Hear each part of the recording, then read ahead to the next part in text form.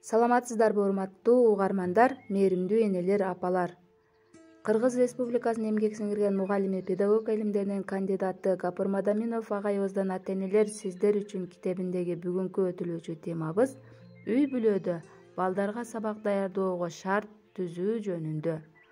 Үй бүлөдө балдардын жакшы окуусу үчүн кам көрүү, атайын сабак даярдоочу бөлмө түзүп берүүнүн мааниси чоң экендигин эске алып, атайын мыкты сабак даярдоочу бөлмө конкурсун уюштурдук. Бул конкурсту уюштуруунун дагы бир себеби айыл жергесинде көпчүлүк ата-энелер бул маселеге анчалык маани бербестен, айрымдарынын үй бүлөсүндө стул жок, балдарына сабак даярдоо үчүн атайын бөлмө бөлүнгөн эмес.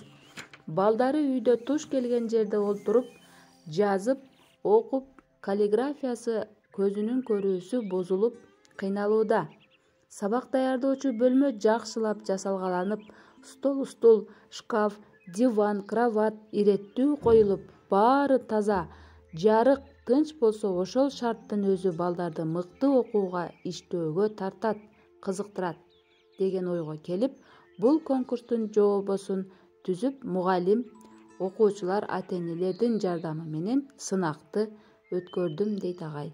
Бул конкурсту өткөрүү үчүн ар бир класста атайын комиссиялар түзүлүп, ар бир окуучунун үйүнө барып, сабак даярдоочу бөлмөлөрүн жободогу критерийлер менен текшерип, айрым окуучулар башка окуучуларга караганда коюлган баалары жогору болуп, бул кароо сынакка талапкер болушту.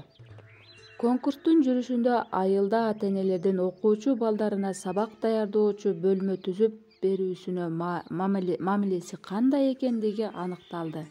Көпчүлүк ата-эне балдарынын сабак даярдоочу бөлмөсүн түзүп берүүгө жакшы көңүл бурат экен. Бир канча окуучулардын мисалын келтирген агай. Ошону менен эле бирге бул маселеге такыр көңүл бурбаган ата-энелер да бар. Стол, үй бүлөлүк библиотекасы дагы жок. Окуучулардын сабак даярдоосуна шарты жок. Бирок финансы жагынан шарты жетерлик. Көпчүлүк окуучулардын сабак даярдоочу бөлмөсү талапка жооп бербейт. Кээ бир критерийлерде 2 упай алгандар дагы бар.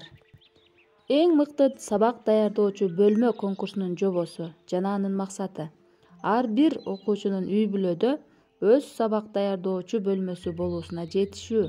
Бөлмөдө сабак даярдоого бардык зарыл шарттарды түзүү, ата-энелер окуучулардын көңүлүн буруу.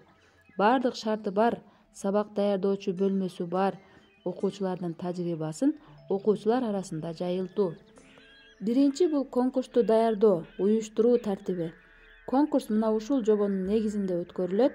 Окуучулардын класс жетекчиси классташтарынын сунушу боюнча атаандаштыкка талапкер ар бир класстан тандалып алынат.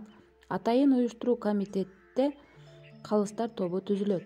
Талапкерлер жобо менен алдын ала тааныштырылып, кошумча даярданышат. Экинчиси бул жеңүүчү мыкты бөлмөнү аныктоо критерийлери.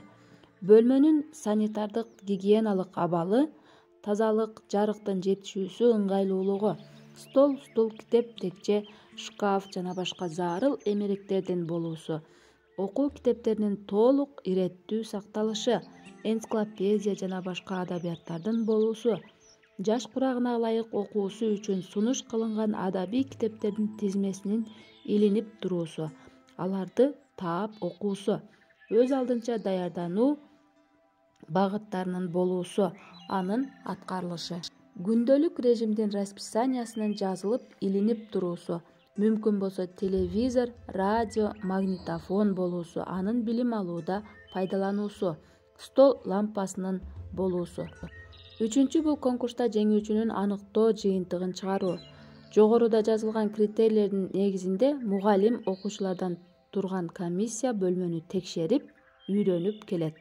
Ар бир критерийге баа коюлат.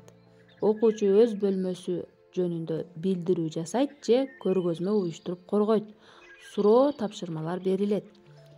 Эң жогорку балл алганын аныкталып, билим фондунан баалуу белек, алкыш баракчалары тапшырылат. Бөлмөсүнө окуучулардын экскурсиясы уюштурулат.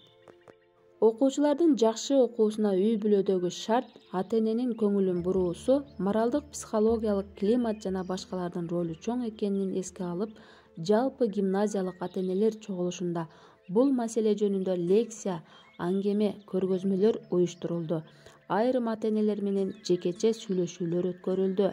Андан кийин айтылган ой-пикир, сунуштар үй бүлөдө эске алынып, шарт түзүлүүсү жалпы эле окуучуларыбыздын үй бүлөсү менен, андагы тарбиялык система менен таанышуу үчүн «Менин үй бүлөм» аттуу жазуу ишин билим инсан ириминде жаздырып, анализдеп чыктык. Ошолордон бир-эки мисал келтирип кеткен агай. Анда төмөнкү суроолор бар. Силердин үй бүлөңөр кимдерден турат? Үй бүлөңөрдө сага эң жакын киши ким деп эсептейсиң, эмне үчүн? Ким менен акылдашып ой бөлүшөсүң?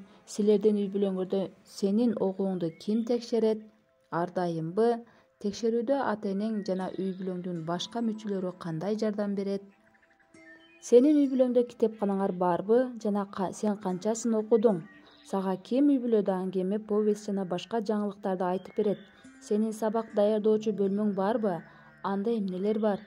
Үй бүлөдө традицияңар, үй бүлөдөгү телевизор, радио барбы же иштейби? Сенин 5 же 2 алып барган күнүңдө ата-энеңдин сага болгон мамилеси?